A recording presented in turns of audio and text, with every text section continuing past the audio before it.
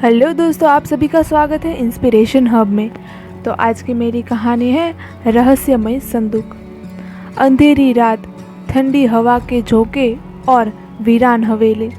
शहर से दूर इस खंडर जैसी हवेली के आसपास कोई नहीं भटकता था।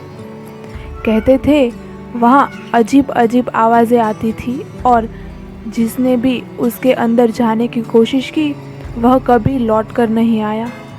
अजय एक खोजी पत्रकार हमेशा रहस्यमय कहानियों के पीछे भागता था।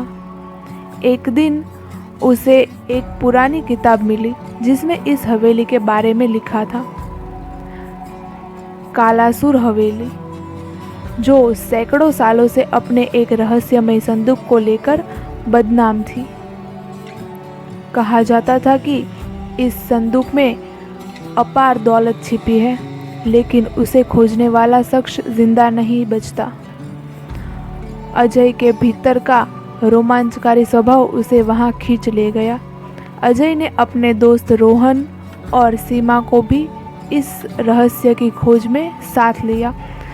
तीनों आधी रात को हवेली पहुंचे। अंदर घुसते ही ठंडक बढ़ गई और हवा में एक अजीब सा सन्नाटा था।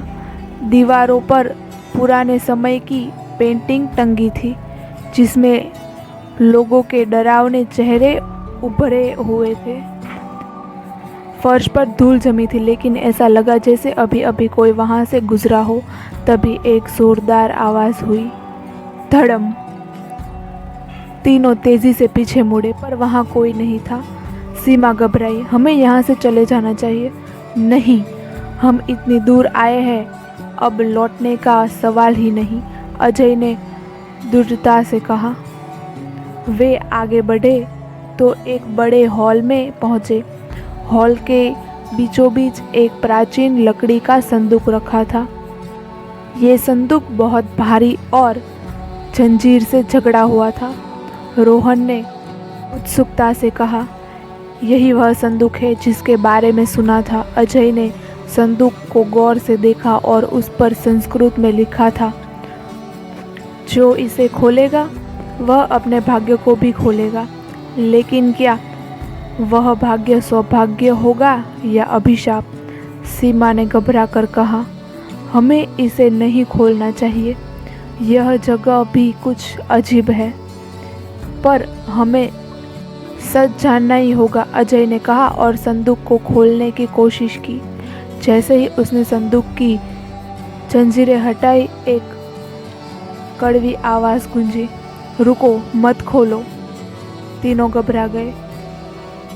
आवाज हवेली के किसी कोने से आई थी। उन्होंने इधर उधर देखा, लेकिन वहां कोई नहीं था। तभी उन्हें एक पुरानी डायरी मिली जिसमें हवेली के पिछले मालिक राजा विक्रमादित्य के बारे में लिखा था। राजा को यह संदूक एक तांत्रिक ने दिया था और कहा था कि इसमें अपार शक्ति है, लेकिन इसे खोलना मौत को न्योता देना होगा।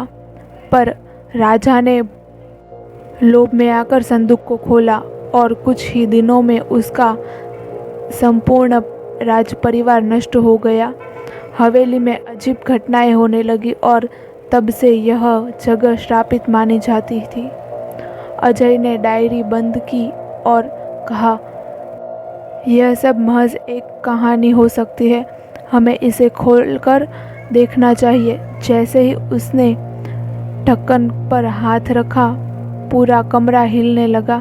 हवा तेज हो गई और एक परछाई संदूक से निकलकर सामने खड़ी हो गई। तुमने इसे खोलने की हिम्मत कैसे की? सीमा चिल्लाई, भगवान के लिए इसे बंद कर दो।